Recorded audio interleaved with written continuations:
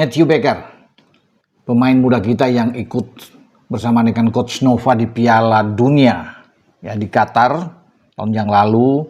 Ya, ini masih muda bermain di Melbourne. Tetap akan menjadi andalan bagi timnas U17 kita. Walaupun Coach Nova sudah naik kelas pindah ke U20 sebagai pelatih, tapi sekarang di timnas U17 kita sudah punya pelatih Kurniawan Dwi Yulianto. Dalam uji coba kemarin 2 kali melawan Cina, Kurniawan memang masih mendampingi Nova.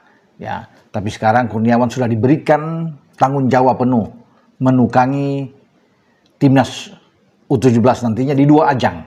Ya, teman-teman. Pertama, April nanti akan ikut di Piala AFF. Kedua, bulan Mei akan ikut Piala Asia U17 di Arab Saudi. Nah, ini 2 event yang sudah berdekatan. Ini sudah memasuki akhir Februari, nantinya sudah di Maret. Berarti ini waktunya sangat singkat bagi Kurniawan untuk menyiapkan tim. Jadi kalau melihat 2 pertandingan atau 2 kekalahan melawan Cina dalam uji coba, ya kemarin itu memang masih banyak ya PR yang harus dilakukan oleh Coach Kurniawan dalam waktu yang singkat untuk menuju ke Piala AFF dan juga ke Piala Asia. Untuk itu saat ini timnas U17 ini ada di Yogyakarta. Sedang dipantau, dilihat ya, 42 pemain itu sudah dipanggil oleh PSSI yang akan diurus langsung oleh Kurniawan. Dari 42 pemain itu yang ada di Jogja saat ini tentunya akan dikerucutkan ya untuk dipilih. Nah, hanya ada 1 nama yang ikut di Piala Dunia terakhir di Qatar ketika kita berada satu grup, termasuk dengan Brasil ya. Ya, juga kita bisa mengalahkan Honduras itu pertama kali di Piala Dunia, dan Matthew Baker ada di sana. Nah, Matthew Baker memang tidak ikut di dalam pemanggilan 42 pemain, teman-teman. Tapi dia sudah digaranti jaminan utama untuk ikut langsung. Ya, karena dia kesibukan dia dengan kompetisi ada di Australia, walaupun masih muda tapi dia sudah bisa masuk di tim utama, itu luar biasa bagi Matthew Baker.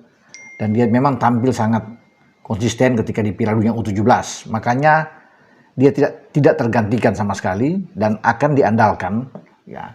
Jika diberi izin untuk Piala AFF, tapi kalau di Piala Asia, Matthew Baker sudah pasti ikut. Bermain sebagai pemain belakang, bisa bermain di kiri, ya bisa bermain ditarik dengan 3 back, dia bisa bermain lebih ke dalam dengan posisi 3 back.